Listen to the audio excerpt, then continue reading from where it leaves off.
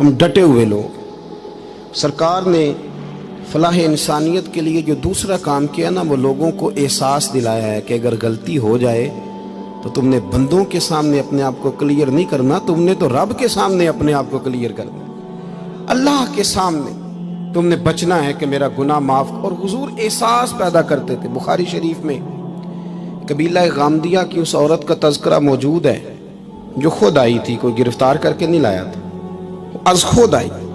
احساس پیدا ہو گیا نا گناہ کا۔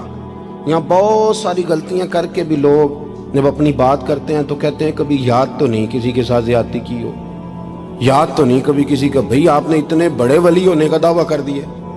انسان تو انسان رہتا ہے۔ بڑے بڑے لوگ کہہ گئے کہ یا اللہ اگر انجانے میں بھی بھول گئے ہیں تو ہم سے درگزر فرما، لیکن جب ہم تیار ہی نہیں ماننے کو۔ حضرت انس بن مالک کہتے ہیں وہ خاتون آئی، کوئی پکڑ کے نہیں لایا، کسی 14 دنوں کے ریمانڈ پہ نہیں اسے منوایا گیا، اسے وہ خود بخود آئی، اور کریم محبوب علیہ السلام کے سامنے جب وہ کھڑی ہوئی تو اتنے درد سے میں نے کم لوگ روتے دیکھے ہیں جس درد سے وہ روئی۔ عرض کرنے لگی حضور میں غلطی کر بیٹھی ہوں، مجھ سے زنا ہو گیا، مجھے پاک کر دیں۔ تو محبوب کریم علیہ السلام نے فرمایا تو کیسے ثابت کرے گی تو نے گناہ کیا؟ یعنی مجرم کو ثابت کرنا پڑ رہا ہے کہ میں گناہ گار۔ یہ وہ کمال ہے کہ انسانوں کو احساس ہونے لگے کہ یہاں ہم غلط ہیں۔ جب اعتراف جرم ہوتا ہے، جب بیماری کی تشخیص ہوتی ہے تو پھر اس کا علاج بھی ہو جاتا ہے۔ حضرت انس بن مالک کہتے ہیں وہ عرض کرنے لگی حضور میرے پیٹ میں ناجائز بچہ ہے۔ حضور نے فرمایا جا جب بچہ پیدا ہو تو پھر آنا۔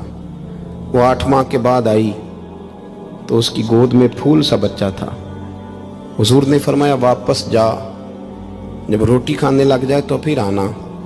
وہ 2 سال 2.25 سال دودھ پلاتی رہی، پھر جب آئی تو بچے کے ہاتھ میں روٹی کا ٹکڑا تھا۔ کریم محبوب صلی اللہ تعالی علیہ وسلم سے آ کے جب اس نے بات کی تو وہ درد سے روئی، کہنے لگی یا رسول اللہ 3 سال ہونے کو ہیں، میں نے گناہ کیا ہے، میں ساری رات سو نہیں پاتی۔ حضور تڑپتی، اگر اس حال میں مر گئی تو اپنے رب کو کیا منہ دکھاؤں، مجھے پاک کر دے، میرے حال پہ رحم فرمائے۔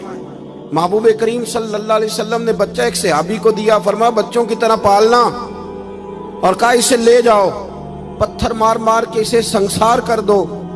صحابہ کہتے ہیں اسے پتھر لگ رہے تھے اور حضور بے چینی کے ساتھ ٹہل رہے تھے۔ آ کے خبر دی حضور وہ تو وصال کر گئی، انتقال ہو گیا۔ فرمایا یہاں تک تو بات اس کی تھی۔ حضرت انس بن مالک کہتے اب محبوب کریم نے صحابیات سے فرمایا اسے غسل دو، کفن پہناؤ، جنازہ تیار ہو جائے تو مجھے خبر کرنا۔ حضرت انس بن مالک کہتے ہیں غسل ہوا، کفن ہوا، جنازہ تیار ہوا تو حیران ہم تب ہوئے جب میرے محبوب نے فرمایا صفیں بناؤ میں خود جنازہ پڑھاؤں گا، میں خود جنازہ پڑھاؤں گا۔ اور سرکار نے جنازہ پڑھایا تو ایک شخص کی زبان سے نکلا حضور اس ملعون کا معاذ اللہ جنازہ جس نے ناجائز بچہ جنا، اس کے لیے آپ دعا کر رہے ہیں، جنازہ پڑھا۔ حضور فرمانے لگے خاموش ہو جاؤ، تم نے گناہ دیکھا ہے اس کا احساس نہیں دیکھا، تم نے غلطی دیکھی ہے لیکن اس کی توبہ کا انداز نہیں دیکھا۔ اور صاحب کنز العمال نے یہ لفظ نقل کیے ہیں کہ کریم محبوب فرمانے لگے اس نے تو ایسی شاندار توبہ کی ہے کہ اگر میں اپنی ساری امت میں بانٹ دوں تو اللہ سب کی مغفرت فرما دے گا۔